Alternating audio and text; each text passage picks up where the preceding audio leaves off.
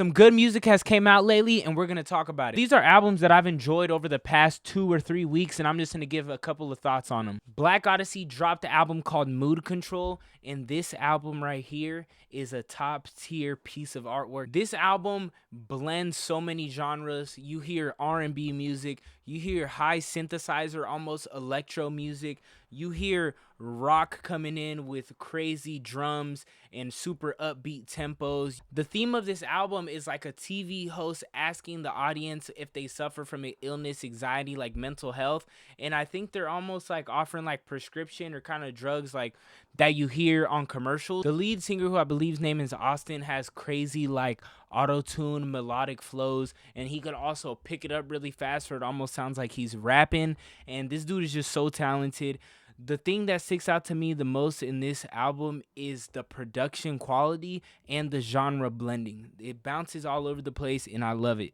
You got 10 songs, 28 minutes long. It's a perfect length for me. I love short albums that I could listen all the way through. I've listened to this album like 15, 20 times all the way through, and I'm enjoying this so much. Westside Gunn released the Heels Have Eyes 3. This is the third installment from his Heels Have Eyes series. You're getting classic Westside Gunn on this album. You're getting dark sounding beats. You get luxurious sounding samples. Westside Gunn goes from selling crack on the corner to eating steak and lobster in Paris with some Margielas on. Like, the range is crazy. Benny the Butcher disses Freddie Gibbs on this album, and honestly, it was a great diss. I'm excited to see if Freddie is going to respond to that. You got features from Stove God Cooks, Rome Streets, and Tom Brother SOS. Rome Streets had the best verse in my opinion. Benny had a good diss, but I just really enjoyed Rome Streets' feature verse on this album. This is going to be classic Westside Gunn. He keeps feeding the streets. He keeps his fans fed, and I appreciate it. My favorite installment of the Heels Have Eyes series is going to have to be the second one that dropped earlier this year,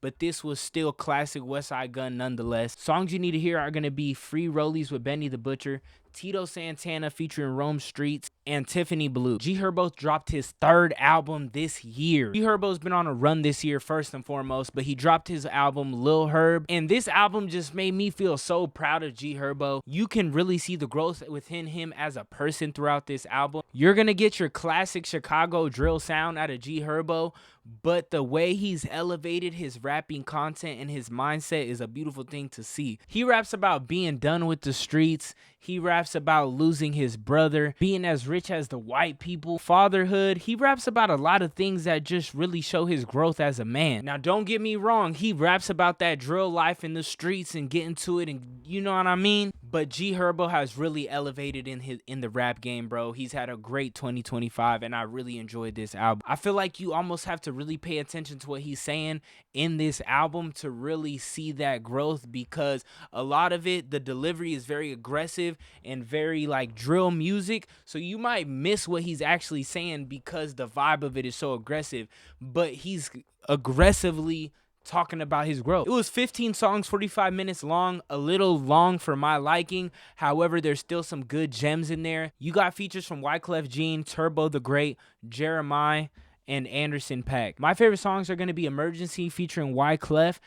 Wyclef provides an awesome feature like with this like Jamaican accent, and I really just like the hook that he put on this song. Win Again and Where Would I Be are also slappers. Go check those out. Saba dropped his mixtape Coffee. This was my second time listening to Saba. I listened to his album with No ID earlier this year, but I honestly don't even remember listening to it. Saba apparently made this mixtape in his car. I really enjoyed this mixtape. You could tell Saba was having a lot of fun with it. It's definitely a more alternative rap.